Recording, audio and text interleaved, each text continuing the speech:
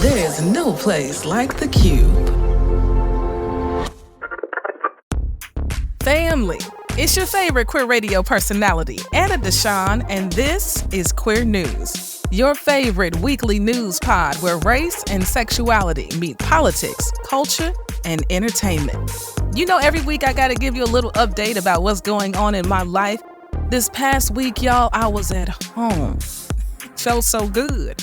I've been celebrating my wife's birthday. We did a little getaway in Milwaukee, just got away for a little bit from the house and the duties and all the to-dos. It was so lovely.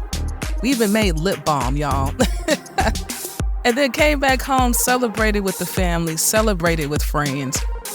It's been great feeling grounded back at home. Now let's jump into this episode, because if you do enjoy it, I would love for you to think about joining the QCrew. The QCrew is our queer news community. Your recurring monthly donations help to supplement the costs of this pod, the hosting, the editing, the marketing, the PR, the travel, you know?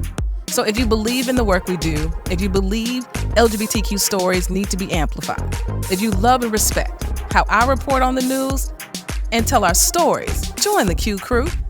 I share these little personal tidbits in an unedited video that they receive every single week, along with an email of our top queer news stories. So come on and join us. A link is in the show notes.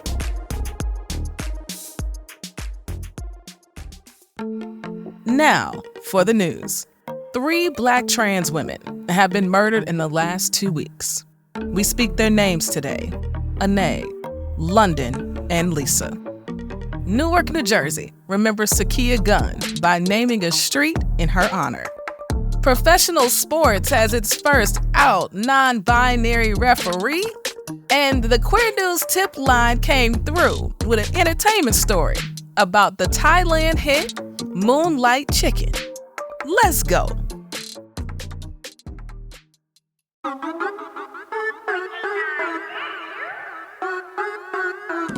You are now tuned in to higher frequencies. We do this frequently. Turn your radio station to E3 for that decency. Listen to great music and the latest movement. Safe listening for anyone that's tuned in. Who you waking up to? Anna DeShawn, QCrew and friends. It's that real talk. Online radio with the spins. You caught up in traffic, frustrated. Just check in with E3 to shift your vibrations and get elevated. That's queer radio done right. Choose to be yourself. That's the only way to live life, and that's how it's done here. Just know y'all tuned in to the greatest. Ain't no competition. We ain't worried about the other stations. Check. I'm Darren. And I'm Esther. And this is Second Sunday, a podcast about Black queer folk finding, keeping, and sometimes losing faith. This season's full of candid conversations. We're talking to theologians, artists, activists, and community members living at the intersections of faith, spirituality, and identity. The Saints ain't ready for this, but we're still going to talk about it. Second Sunday starts October 4th. Find it wherever you get podcasts. Second Sunday is a Cube original podcast and is part of the PRX Big Questions Project. Hey, I'm Anna. And I'm Adele. And this is the Head Nod, Season 1, Black Life at a PWI. It's an unfiltered take on Black life in predominantly white spaces. In the process, we learned some things. Ooh, especially that music, Chile. Tune in every Tuesday for a new episode wherever you listen to your favorite podcast. Our top queer news story today is heartbreaking, and I want to give you a content warning before proceeding because you may not want to hear all of this today. So I'm going to give you a couple of seconds to just fast forward, okay? You got it. Now, I must report on 3 more Black trans women being murdered, all this month, all within the last couple of weeks. We speak their names: Aina Roberson, London Price, and Lisa Love. Aina Roberson, 30 years old, on October the 14th was murdered outside of a popular gay sports bar in Washington, D.C. called Nellie's. It's being reported that she was being assaulted and while running away, was chased into the street where she was hit by an oncoming vehicle. The driver of the vehicle stopped and called for help, which honestly, while I was reading this story, gave me some hope in humanity.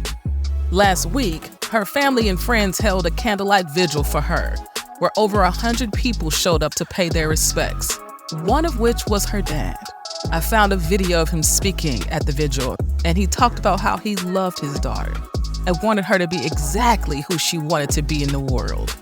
That warmed my heart so much because we don't see enough Black men, cis Black men, being outspoken about how much they love and welcome their queer children into their lives.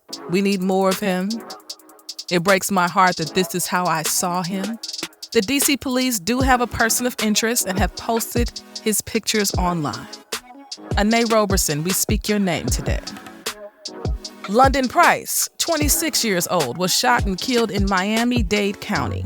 There is footage of a young man running from her home with a gun in hand. And of course, they believe this to be her murderer. Her family is saying they know exactly who that is. It's her ex-boyfriend. A loved one spoke with Local 10 News in Florida and explained that the ex-boyfriend was there because his family threw him out the house when they found out he was dating a trans woman. The loved one said London felt responsible, so that's why he was there with her. Her aunt told reporters that London would give you the shirt off her back, and it seems like that kind spirit may have attracted the wrong person in her life. London Price, we speak your name today. Lisa Love, 35 years old, was shot and killed in Chicago last week. She was leaving a friend's house when it was reported that a car drove up, made a U-turn, saw Lisa, and decided to take her life. Her family does believe she was targeted because the neighborhood knew who she was and knew she was trans. She was literally just walking home. In a phone interview with WGN News, her cousin said Lisa was, quote, an all-around good person who did not deserve this. A loving, caring, free-spirited person, always smiling and laughing. There are currently no persons of interest at this time. Family, 3 Black trans women murdered in the last 2 weeks. There have been 4 this month alone, and according to the Human Rights Campaign, there have been at least 25 trans and gender nonconforming people who have tragically lost their lives this year. Now, this ought not be a surprise, as the anti-trans hate machine, as Amar Jones of Translash coins it, which is a podcast you should absolutely tap into, okay? It has been running rampant for years now. It's not safe. The world is not safe for our trans fans. So it is on us, it is on those who care, to create brave and safe spaces for our trans siblings to find solace and peace. Because the world is a lot, and the world is not keeping them safe. Our next story is a really special one. Do you all remember Sakia Gunn? I remember this story like it was yesterday. She was a 15-year-old masculine-presenting Black lesbian who was murdered in Newark, New Jersey back in 2003. Now, in 2003, y'all, I was an undergrad. I had just come out recently. I was at the beginning stages where everything's a rainbow. Okay, we just so happy to be gay. And I remember hearing about Sakia's story and being shook because she looked like me. She dressed like me. She loved basketball like me.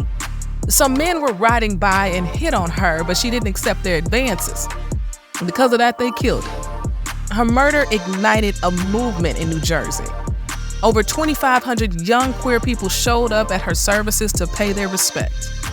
Now, 20 years later, after much advocating by her cousin, Valencia Bailey, who was there that night and held Sakia in her arms, has cemented her cousin's legacy. The street is called Sakia Gunn Way. And Valencia says it's an acknowledgement. It's showing that my cousin's legacy will never die. It'll forever be here. Everyone will know who she is. No matter if you don't know anything about her or her situation, if you walk down the street and you see that sign, you get online and everything's out there. Family, there is a podcast available right now too about Sakia called after Broad and Market. And I want to do a special feature about her story because more people should know her name. Yeah. I feel like this is a good time for us to take a quick break. And when we get back, I've got some culture and entertainment news for you, okay? So stay close. If you're hearing this, it means we didn't sell this ad space. If you're hearing this, it means running ads on our podcast actually can work. You see what I did there? You see this real life example? You got an event, do you have an organization, do you got something you need to get the word out about? We got rates starting as low as $100. Check the link in our show notes for more information. Hello, the world. We are They Will Kill, a true crime podcast. I'm Courtney Eck. And I'm Sadie Eck, and we are sisters that want to tell you about lesser-known murders. Our cases are always compelling, maybe even a little scary, with just enough banter to keep it interesting. You can find us at theywillkill.com. Or anywhere you listen to podcasts. See you there. See ya!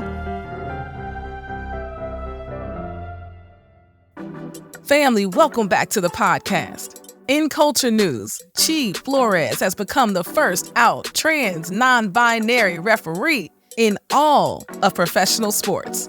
Chi is in their second season refereeing for the NBA and recently came out publicly in a profile for GQ Sports. This happened following their coming out to their 70-plus colleagues in the NBA during their annual preseason meetings in September. They said, "This is the first time I'm comfortable expressing myself through my own fashion and not having to worry about it. I feel 100% myself now." Y'all, it's a big deal to make it to the NBA as a ref, and it's reported they are the first person to have worked championship games for the NCAA, G League, and the WNBA. Congratulations, Chi, on paving the way for so many others to live in their truth.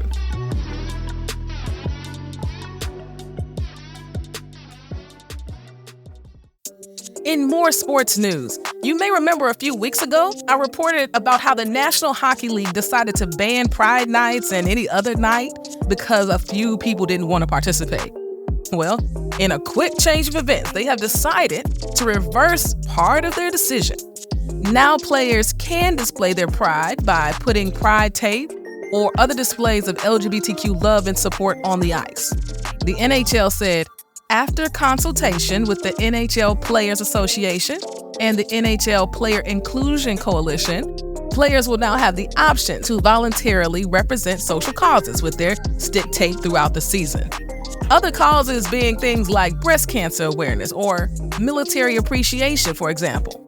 Y'all, it feels like the NHL crumbled under pressure, right? And now they're trying to save face, but in doing so, they're making things so confusing. Our entertainment story for the week is coming from our Queer News tip line. That's right, I started it earlier this month on TikTok because I know there are so many stories that are never reported on. Stories that never make it to a blog, that never make it to mainstream news, and I want to tell those stories. Well, this week, we received a story from Kelly MCP. Kelly dropped me a few notes about a series out of Thailand called Moonlight Chicken. I have never heard of Moonlight Chicken, and this is what I'm talking about. These are the type of stories I want to report on. This episodic series has won Best LGBTQ plus program made in Asia. Y'all, Asia is huge, okay? The story follows queer men navigating love, relationships, queer rights, and disability justice. Of course, the series is in Thai, so I couldn't understand anything. But the music score and production value are top-notch. You can find it on YouTube as it's powered by GMM TV, and all you need to do is hit the closed captions to dig in. Thanks, Kelly MCP. To close out today's podcast, you know we got to have Anna's Got a Word, because I always got a word. My word today is coming out of my mastermind journal, which y'all all know because I talk about it all the time. Inside the journal, there is an affirmation that says, I have the dedication and persistence needed to create the life I want. I have the dedication and persistence needed to create the life I want. Don't get me wrong, family. Dedication is absolutely needed, but persistence takes it to another level. The actual definition says firm or obstinate continuance in a course of action in spite of difficulty or opposition. See, persistence is that secret sauce because challenges will undoubtedly occur, and there will be times that you will need to stand firm and or be obstinate. It may not feel comfortable, but when you're clear on your goal, there will be some things that are non-negotiable. So tap into that persistent nature of yours and go get what you deserve. It is not easy, but no one ever said it would be. Till next week, family. Peace.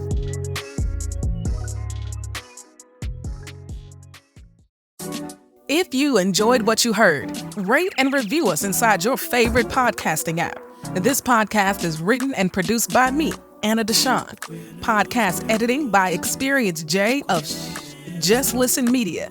And brought to you by E3 Radio, your #1 queer radio station playing queer music and reporting on queer news in high rotation.